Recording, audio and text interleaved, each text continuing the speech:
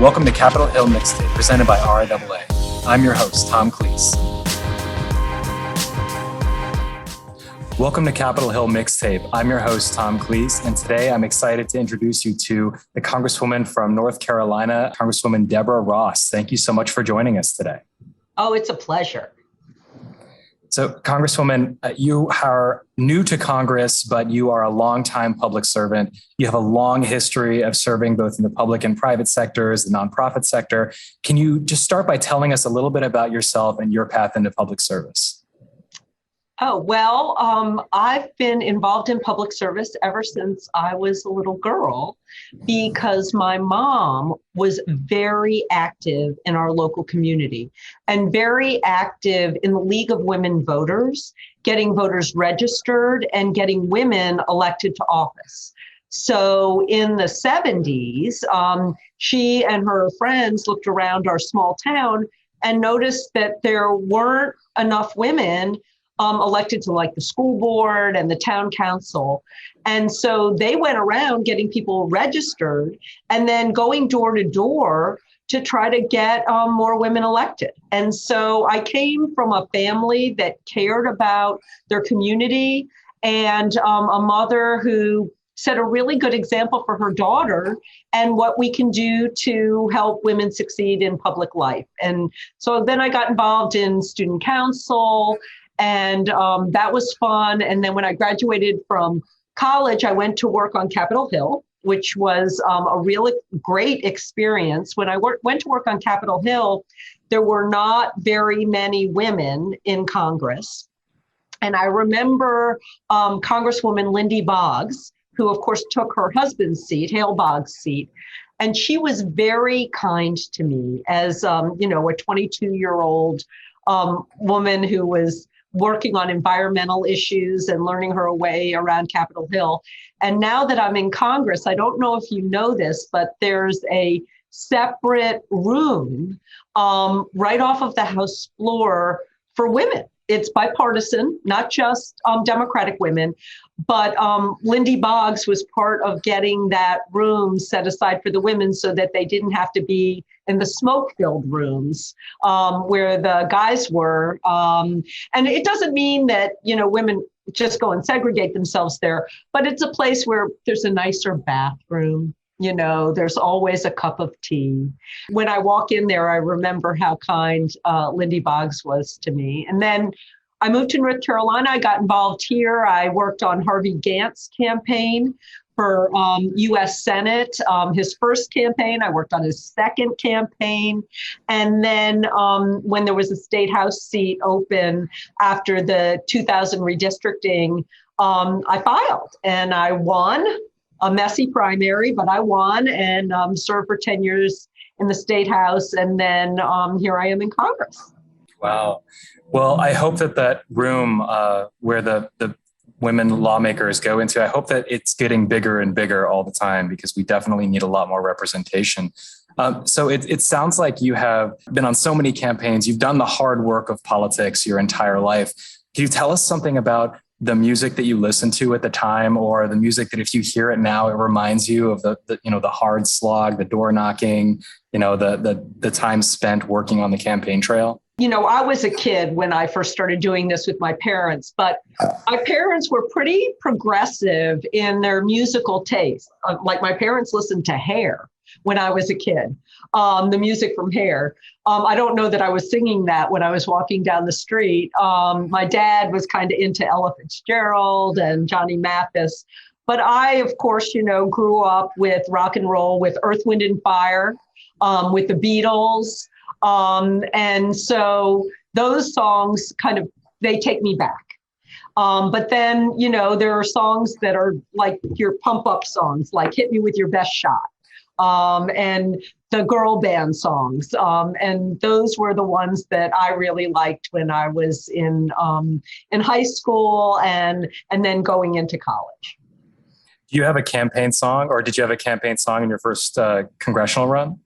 So when I ran for U.S. Senate, we had an internal campaign song because we didn't think that the Democratic Senatorial Campaign Committee would like the song. But it's interesting because the Biden campaign used it. And it was the Black Eyed Peas, Where is the Love? You know the song, right? Where they're running around with the sound truck. I thought it was really interesting because we would play Where's the Love in the car and then, use it to pump ourselves up. And then somebody sent it to me when Biden started to use it for his campaign. And I was like, see, we were ahead of our time, and the Black Eyed Peas were even more ahead of their time. Well, that's great. I mean, there's nothing better than when you're back there with your crew and you're all really feeling it. That's something that's really electrifying. And we would let everybody on the team pick a song when we would get ourselves pumped up. So we had somebody who always picked Whitney Houston. There was somebody who always picked Bruce Springsteen, but I always reverted to the Black Eyed Peas. That's great. So, this Congress, you're on the Hill. You've observed this job as a staffer and as a longtime, advocate.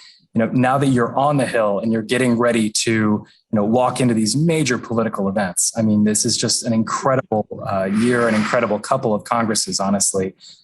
Is there some song that maybe isn't something you play for the whole office, maybe isn't something you play with the whole team, but that helps you get ready for really being a part of history in the way that you are now?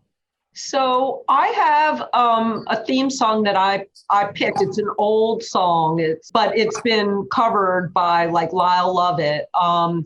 That isn't a pump up song, but it's about how important it is to be there for other people, particularly when they're struggling. And it's If I Needed You. And I think it was Townes Van Zandt who did that song. Lovett has done it. Emmylou Harris has done it. And I'm not going to sing because I don't have a very good voice, but it's basically, if I needed you, would you come to me? Would you come to me to ease my pain? And I just think when you're in public service, it's not all this girl is on fire. It's this girl is going to look out for you and your family when you really need us. And so I've kind of moved into that service-oriented song as opposed to, hit me with your best shot. Well, that's really profound. And, honestly segues right into, our next question, which is, can you, if you put music to one side, if you put all the big ticket items that are happening right now, and there's no shortage of them, to one side, is there something that you're working on for your district, for your state and your community that you want people to know a little bit more about? So there are two really big things that I'm working on, and I'm working on a lot of things. As a matter of fact, I was just on a call talking about the importance of expanding Medicaid. North Carolina is one of only 12 states that has not expanded Medicaid and has not even taken the federal government up on the offer of more than $2 billion of healthcare dollars for low-income people. It would help 700,000 people in North Carolina, and our legislature didn't do it during the pandemic. I mean, astounding. So that is something I am extremely passionate about. Two things that I've been working on more recently since I've come to Congress. One is offshore wind, which is huge for North Carolina, both to have a clean energy source. And, we're the home of Kitty Hawk and the Wright brothers, first in flight, but also because of the opportunity for manufacturing. And so both of those things would be terrific. It would be great for clean energy and great for jobs. And then there's another issue that I just learned about as I've been campaigning here. We're a very international district because we have the Research Triangle area, and people come from other countries on legal work visas and work in tech and in biopharma and go to our universities. And their kids come legally with them, but there's not a way for their kids to be able to stay after they're 21 legally. The paperwork in our immigration system and the backlog is so long that these 21-year-old kids who have been here legally have to self-deport. And so I've introduced in a bipartisan way, 2 Democrats, 2 Republicans, a bill for these folks. They're called the documented dreamers. I'm 150% for the dreamers and been fighting for them in the state legislature and in Congress. But I had no idea that we had documented dreamers who were worried about being deported as young adults. And so I've taken up that cause as well. Wow. Well, we wish you the best of luck in your endeavors to work across the aisle and get things done.